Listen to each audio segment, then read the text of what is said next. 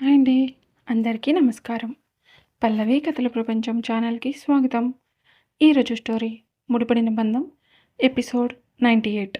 ఈ స్టోరీ కనుక మీకు నచ్చినట్లయితే ప్లీజ్ లైక్ చేయండి, షేర్ చేయండి, తప్పకుండా సబ్స్క్రైబ్ చేసుకోండి.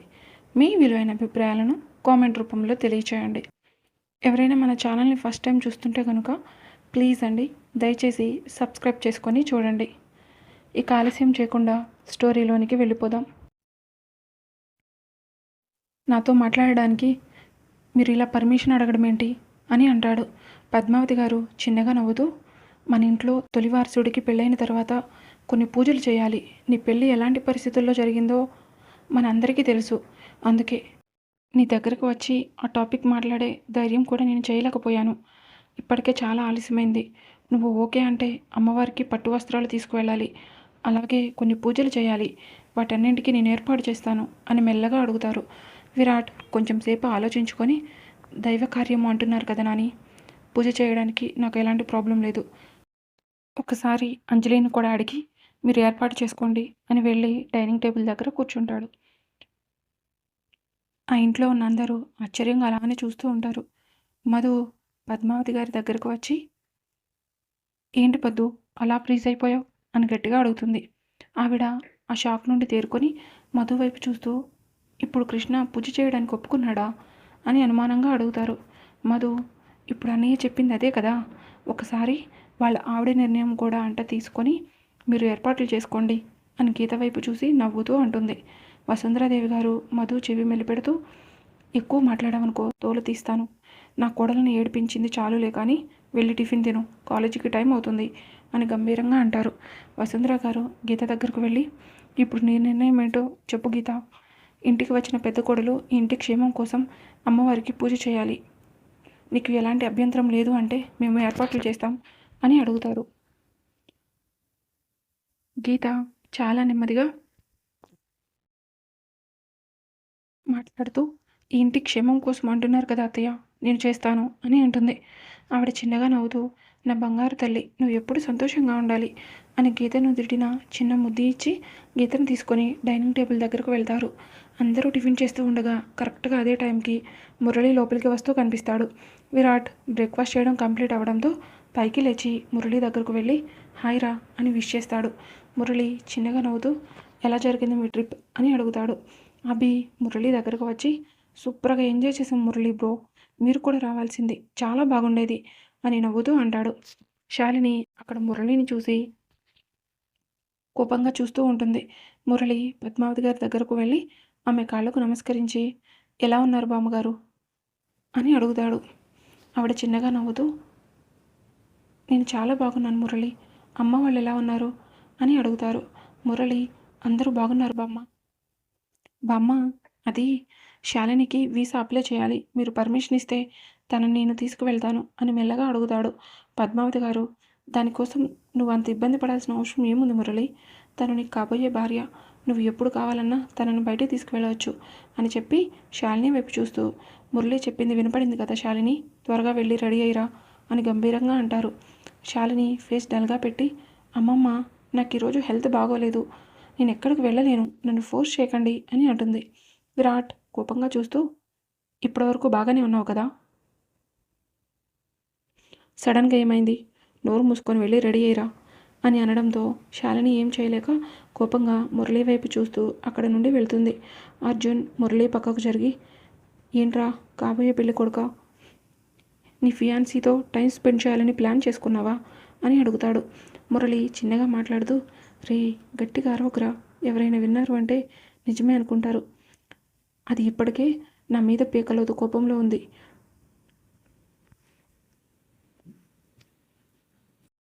నువ్వు వాగేదంతా వినిందనుకో నాతో ఫుట్బాల్ ఆడుకుంటుంది అని అంటాడు. అర్జున్ జాలిగా చూస్తూ, నేను నీకు ముందే చెప్పాను, ఆ సీల్ రాకేస్తే నీకెందుకురా, నా మాట విని వేరే ఎవరినైనా పెళ్లి చేసుకోరా అని, విన్నావా నా మాట, లవ్ ఎట్ ఫస్ట్ సెట్ చేసుకుంటే తన్నే పెళ్లి చేసుకుంటానని పట్టుబట్టి కూర్చున్నావు అని అంటాడు. విరాట్ అర్జున్ వైపు చూస్తూ, రే నువ్వు కొంచెం కామ్గా ఉండు, వాడు అట్లీస్ట్ డేర్ చేసి నచ్చిన అమ్మాయిని పెళ్లి చేసుకోవడానికి డిసైడ్ అయ్యాడు, కానీ నువ్వు పెళ్లి చేసుకోరా అంటే ఎవరినో ప్రేమించాను అంటావు, ఆ అమ్మాయి ఎవరో చెప్పరా అంటే ఆ అమ్మాయికి నువ్వు కరెక్ట్ కాదంటావు, నీతో కంపేర్ చేస్తే వాడు చాలా బెటర్. వాడి ప్రేమే శాలినిని మారుస్తుంది అన్న నమ్మకం నాకుంది. నువ్వు నోరు మూసుకొని పద, లేట్ అవుతుంది అని గంభీరంగా అంటాడు. విరాట్ గీత వాళ్ళ వైపు చూస్తూ, కాలేజీకి టైం అవుతుంది. మీరందరూ కలిసి ఒకే కారులో స్టార్ట్ అవ్వండి. ఒక్క నిమిషం లేటుగా వచ్చినా ఈరోజు పనిష్మెంట్ మామూలుగా ఉండదు అని చెప్పి అక్కడి నుండి తన కారు తీసుకొని స్టార్ట్ అవుతాడు. గీత తన ప్లేట్లో ఉన్న దోశని చాలా స్పీడ్గా నోట్లో కుక్కేసుకొని పక్కనే ఉన్న తన బ్యాగ్ తీసుకొని వెళ్ళి కారులో కూర్చుంటుంది. మధు, సంధ్య, లావణ్య కూడా రావడంతో డ్రైవర్ కార్ని రోడ్ల మీద పరుగులు తీస్తూ ఉంటాడు. గీత వాళ్ళు కాలేజీకి వెళ్ళేసరికి ఇంకా కాలేజీ స్టార్ట్ అవ్వడానికి 1 మినిట్ టైం మాత్రమే ఉండడంతో చాలా స్పీడ్గా పరిగెత్తుకుంటూ లోపలికి వెళ్తారు. గీత కంగారుగా లోపలికి వెళ్ళడంతో చూసుకోకుండా ఎదురుగా ఉన్న వ్యక్తిని గట్టిగా కొట్టుకుంటుంది. అతను గీత చేయి గట్టిగా పట్టుకొని కింద పడకుండా ఆపడంతో గీత ఒక్కసారిగా తలపైకెత్తి థ్యాంక్ యూ బాస్ అని మెల్లగా అంటుంది. కళ్ళు కనిపించట్లేదా అని గంభీరంగా విరాట్ గొంతు వినిపించడంతో గీత విరాట్ వైపు భయంగా చూస్తూ సారీ సార్, క్లాస్కి లేట్ అవుతుందన్న కంగారులో చూసుకోలేదు అని మెల్లగా అంటుంది. విరాట్ గీతని సరిగ్గా నుంచోపెట్టి క్లాస్కి వెళ్ళండి అని చాలా సీరియస్గా అంటాడు. దూరం నుండి అదంతా చూస్తున్న రవి గ్యాంగ్ రవిని రెచ్చగొడుతూ నీ వల్ల కాని పని మన చైర్మన్ సార్ వల్ల అయిందిరా. రవి, 3 ఏళ్ల నుండి తన వెనుక పిచ్చికొక్కలాగా తిరుగుతున్నావు, ఏం ఉపయోగం? వచ్చి 2 రోజులు కూడా కావడం లేదు, అప్పుడే గీతని లైన్లో పెట్టేశాడు. కాలేజీ ఫంక్షన్ రోజు వాళ్ళిద్దరు డ్యాన్స్ చేసినప్పుడే అనిపించింది వాళ్ళిద్దరి మధ్య ఏదో నడుస్తుందని. ఇదంతా చూస్తుంటే గీతకు కూడా విరాట్ సార్ అంటే ఇష్టమున్నట్టుందిరా అని అంటాడు. రవి చాలా కోపంగా గోపి కాలర్ పట్టుకొని ఏంట్రా వాగుతున్నావు, నోటికి వచ్చిందలా వాగావంటే ఇక్కడ చంపేస్తావు, ఎంతమంది వచ్చినా గీత మాత్రం నాదే అని చాలా కోపంగా అంటాడు. గోపి తన కాలర్ విడిపించుకొని నువ్వు చెప్పినంత మాత్రాన అయిపోతుందా? నువ్వు చెప్పడం కాదు, ఆ మాట గీత నోటి వెంట చెప్పించు, అప్పుడు ఒప్పుకుంటాను అని చెప్పి అక్కడి నుండి వెళ్ళిపోతాడు. రవి చాలా సీరియస్గా క్లాస్లోనికి వెళ్ళి తన ప్లేస్లో కూర్చొని గీత వైపు చూస్తూ ఉంటాడు. విరాట్ క్లాస్లోనికి రావడంతో అందరూ విరాట్ని విష్ చేసి కామ్గా కూర్చుంటారు. విరాట్ లెసన్ చెప్పడం స్టార్ట్ చేస్తూ గీత వైపు చూస్తూ ఉండడం రవి గమనిస్తూనే ఉంటాడు. రవి కోపంగా చూస్తూ ఏదో ఒకటి చేయాలి, లేదంటే ఈ గీత నా చెయ్యి దాటిపోయేలాగా ఉంది అని అనుకుంటూ విరాట్ వైపు చంపేసేలాగా చూస్తూ ఉంటాడు. విరాట్ లెసన్ చెప్పడం కంప్లీట్ చేసి ఎవరికైనా డౌట్స్ ఉన్నాయా అని అడుగుతాడు. రవి పైకి లేచి సార్ మీరు సింగిలా అని అడుగుతాడు. విరాట్ వియర్డ్గా చూస్తూ డౌట్స్ అడగమంది నా పర్సనల్ లైఫ్ గురించి కాదు, సబ్జెక్ట్లో ఏమైనా డౌట్స్ ఉంటే అడగండి అని అంటాడు. రవి కొంచెం కూల్గా మీరు లెసన్ చెప్పిన తర్వాత సబ్జెక్ట్లో డౌట్స్ ఎందుకు ఉంటాయి సార్, మా అందరికీ చాలా క్లియర్గా అర్థమైంది, కాకపోతే చిన్న డౌట్ ఉంది, మీకు మ్యారేజ్ అయిందా లేదా అని. డౌట్ నాకు ఒక్కడికే కాదు, ఇక్కడ ఉన్న చాలామందికి ఉంది, ఏమంటారు ఫ్రెండ్స్ అని అడగడంతో అక్కడున్న గర్ల్స్ అందరూ గట్టిగా మాట్లాడుతూ చెప్పండి సార్ మీకు మ్యారేజ్ అయిందా అని అడుగుతారు.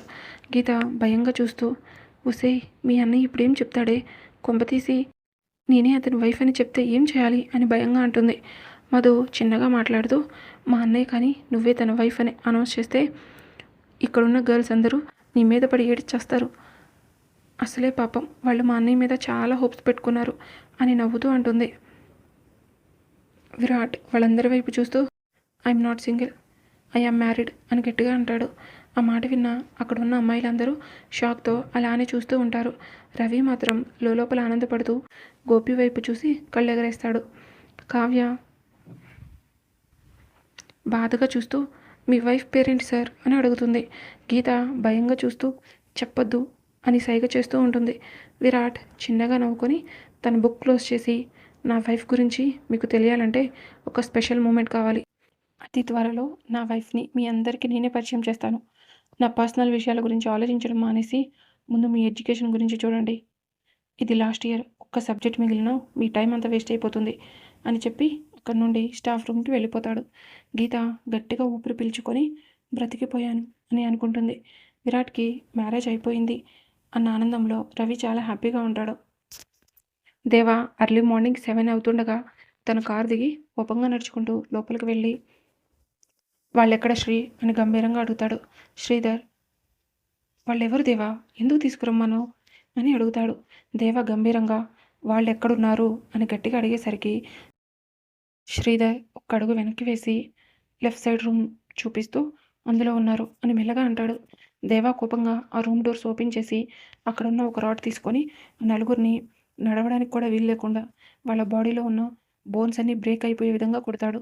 వాళ్ళల్లో ఒకడు దేవా కాళ్ళు పట్టుకొని, సార్ మీరెవరో మాకు తెలీదు, ఎందుకు మమ్మల్ని ఇక్కడికి తీసుకొచ్చారు, మీకేం కావాలి అని అడుగుతాడు. దేవా చైర్లో కూర్చొని వాడి జుట్టు గట్టిగా పట్టుకొని తల పైకెత్తి బెండ్ చేసి, నిన్న నైట్ గీత మీద ఎందుకు అటాక్ చేశారో అని గంభీరంగా అడుగుతాడు. అతను బాగా తన్నులు తినడంతో మాట కూడా సరిగ్గా రావడం లేదు. గీత ఎవరు సార్ అని మెల్లగా అడుగుతాడు. దేవా తన ఫోన్లో ఉన్న గీత ఫోటో ఓపెన్ చేసి చూపిస్తూ, నిన్న నైట్ డాబా దగ్గర అటాక్ చేశారు కదా, తనే గీత, తనని కిడ్నాప్ చేయమని చెప్పింది ఎవరు అని కోపంగా అడుగుతాడు. అతను భయంగా చూస్తూ, కిడ్నాప్ చేయమన్న వ్యక్తి ఎవరో మాకు తెలియదు సార్, మమ్మల్ని ఆన్లైన్లో బుక్ చేసుకున్నారు, ఆ అమ్మాయి ఫోటో డీటెయిల్స్ పంపిస్తే మేము కిడ్నాప్ చేసి వాళ్ళు తీసుకురమ్మన్న ప్లేస్కి తీసుకువెళ్తాం, కానీ మీరు చూపిస్తున్న ఈ అమ్మాయిని కిడ్నాప్ చేయమని కాదు, కిడ్నాప్ చేయడానికి కాదు మేము వెళ్ళింది, ఎవరో ఒకతను మమ్మల్ని ఆన్లైన్లో కాంటాక్ట్ అయ్యి ఆ అమ్మాయి డీటెయిల్స్ పంపించి ఎవరికి తెలియకుండా ఆ అమ్మాయిని చంపేయమని మాకు డీల్ ఇచ్చారు, చాలా ఎక్కువ అమౌంట్ ఆఫర్ చేయడంతో మేము కూడా కాదని లేకపోయాం అని భయంగా అంటాడు. ఆ మాట విన్న దేవ తన పిడికిలు బిగించి గట్టిగా అతని ఫేస్ మీద కొడుతూ ఉంటాడు. దేవ అలా కొడుతూ ఉండడంతో అతని ఫేస్ మొత్తం బ్లడ్తో నిండిపోతుంది. శ్రీధర్ అక్కడికి వచ్చి, దేవా ప్లీజ్, వాడు చచ్చిపోయేలాగా ఉన్నాడు అని గట్టిగా అంటాడు. దేవ కోపంగా శ్రీధర్ వైపు చూస్తూ, చస్తే చావుని, వాడికి ఎంత ధైర్యం లేకపోతే నా అంజు మీద చేవేస్తాడు అని గట్టిగా లాగి తన ఫేస్ మీద ఒక పంచ్ ఇస్తాడు. అతను ఆ దెబ్బకి తట్టుకోలేక అక్కడే చచ్చిపోతాడు. శ్రీధర్ భయంగా చూస్తూ, దేవా వాడు చచ్చిపోయాడు, వదిలేయ్ అని గంభీరంగా అంటాడు. దేవా అక్కడే ఉన్న వాళ్ళ మనుషుల వైపు చూస్తూ, వీడిని తీసుకువెళ్ళండి అని చెప్పి శ్రీధర్ దగ్గరకు వచ్చి, వాడు నా అంజు పీక మీద కత్తి పెట్టాడు, అది నవ్వినా ఏడ్చినా బాధపడినా అన్నిటికీ కారణం నేనే అయి ఉండాలి, అలాంటిది వీడు వెళ్ళి టచ్ చేస్తే చూస్తూ ఊరుకుంటాను అనుకుంటున్నావా, అందుకే చంపేశాను, మిగతా వాళ్ళ సంగతి నువ్వు చూసుకో, ఏ ఒక్కడు ప్రాణాలతో ఇక్కడి నుండి బయటకు వెళ్ళడానికి వీల్లేదు అని చెప్పి అక్కడి నుండి బయటకు వెళ్ళి వాటర్తో తన హ్యాండ్ నీట్గా వాష్ చేసుకొని తన కార్ తీసుకొని ఇంటికి వెళ్తాడు. శ్రీధర్ పక్కనే ఉన్న గిరి వైపు చూస్తూ, వాళ్ళ సంగతి చూడు, పోలీస్ కేసు అవ్వకుండా మేనేజ్ చేయి అని చెప్పి దేవా వెనకే వెళ్తాడు. శాలిని వేరే ఆప్షన్ లేక మురళితో కలిసి బయటికి రావడంతో మురళి చాలా హ్యాపీగా చూస్తూ, థ్యాంక్ యూ శాలిని అని చిన్నగా నవ్వుతూ చెప్తాడు. శాలిని కోపంగా చూస్తూ, ఈ పెళ్ళి జరగనప్పుడు నాకు వీసా తీసుకోవడం అవసరమా అని కోపంగా అడుగుతుంది. మురళి శాలిని వైపు చూస్తూ, నీకెందుకు ఈ పెళ్ళి ఇష్టం లేదు అని మెల్లిగా అడుగుతాడు. శాలిని చాలా చిరాకుగా, నాకు నువ్వు నచ్చలేదు, నాకు చిన్నప్పటి నుండి మా బావ అంటే చాలా ఇష్టం, నేను మా బావని తప్ప ఇంకెవరిని పెళ్లి చేసుకోను, నువ్వు బలవంతంగా నన్ను పెళ్లి చేసుకున్నా నేను నీతో ఉండను, తర్వాత నువ్వే బాధపడాల్సి ఉంటుంది అని గంభీరంగా అంటుంది.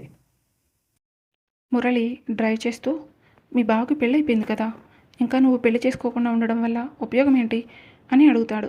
శాలిని చాలా కోపంగా, నీకదంతా అనవసరం, మా బావని ఎలా పెళ్లి చేసుకోవాలో నాకు బాగా తెలుసు, మర్యాదగా నువ్వు నీ దారిని వెళ్ళిపోతే బ్రతికిపోతావు, లేదంటే నా చేతులు చస్తావు అని గంభీరంగా అంటుంది.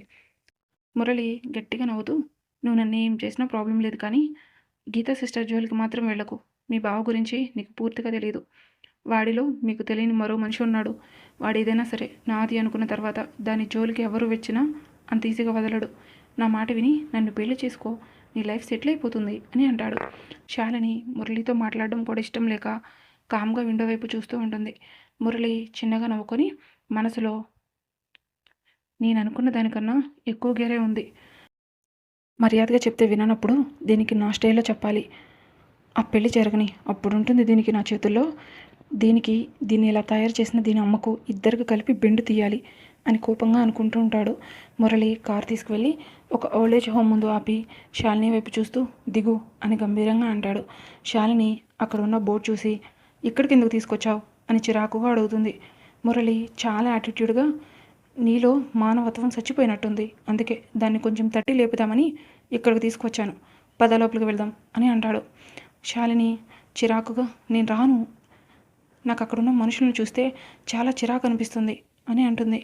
మురళి కోపంగా చూస్తూ, నువ్వు ఫారిన్ వెళ్ళి అక్కడేం చేసావో, విరాట్ పెళ్లి చేసుకోవడానికి నువ్వు చేసిన ప్రతి ప్లాన్ నాకు తెలుసు, నోరు మూసుకొని లోపలికి రా, లేదు అంటే నిన్ను లోపలికి ఎలా తీసుకువెళ్లాలో నాకు బాగా తెలుసు అని అంటాడు. శాలిని మనసులో మురళిని బండబూతులు తిట్టుకుంటూ మెల్లగా నడుచుకుంటూ లోపలికి వెళ్తుంది.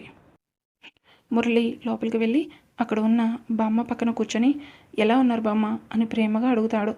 ఆవిడ మురళి తల మీద చెయ్యి వేసి, వచ్చావా మురళి, నిన్ను చూసి ఎన్ని సంవత్సరాలు అవుతుందో, నీకు మేము ఇప్పటికి గుర్తొచ్చామా అని అలకగా అడుగుతుంది. మురళి ఆవిడని బ్రతిమలాడుతూ, సారీ బామ్మ, ఈసారి రావడం కొంచెం లేట్ అయింది, అయినా మీకోసం ఎవరిని తీసుకొచ్చానో తెలుసా అని అడుగుతాడు. ఆ బామ్మ ఆనందంగా చూస్తూ, పెళ్లి చేసుకున్నావా మురళి అని ఆనందంగా అడుగుతుంది. మురళి చిన్నగా నవ్వుతూ, ఇంకా లేదు, ఇంకో 1 మంత్లో పెళ్లి చేసుకొని నాతో పాటు తీసుకువెళ్ళిపోతాను అని అంటాడు. బామ్మ అక్కడున్న శాలిని వైపు చూస్తూ, లక్షణంగా ఉన్నావు తల్లి, మా మురళి నిన్ను పెళ్లి చేసుకుంటున్నాడు అంటే నువ్వు చాలా అదృష్టవంతురాలివి అని నవ్వుతూ అంటారు. మురళి ఇప్పుడే వస్తాను బామ్మ అని చెప్పి శాలిని దగ్గరకు వెళ్ళి, ఏంటి అలా నుంచుని ఉండిపోయావు, పద లోపలికి వెళ్దాం అని గంభీరంగా అంటాడు. శాలిని చిరాకుగా, నువ్వు నిజంగానే లండన్లో ఉంటున్నావా, నిన్ను చూస్తుంటే నువ్వు లండన్ నుండి వచ్చినట్టు కొంచెం కూడా అనిపించడం లేదు, నాకు ఇక్కడ చాలా చిరాకుగా ఉంది, నన్ను మా ఇంటి దగ్గర దింపేశాయి అని కోపంగా అంటుంది. ఈ రోజుకి స్టోరీ ఇక్కడితో ముగిసింది. మరలా నెక్స్ట్ ఎపిసోడ్తో కలుసుకుందాం. మీకు కనుక ఈ స్టోరీ నచ్చినట్లయితే ప్లీజ్ లైక్ చేయండి, షేర్ చేయండి, సబ్స్క్రైబ్ చేసుకోండి. మీ విలువైన అభిప్రాయాలను కామెంట్ రూపంలో తెలియచేయండి. Thank you for watching.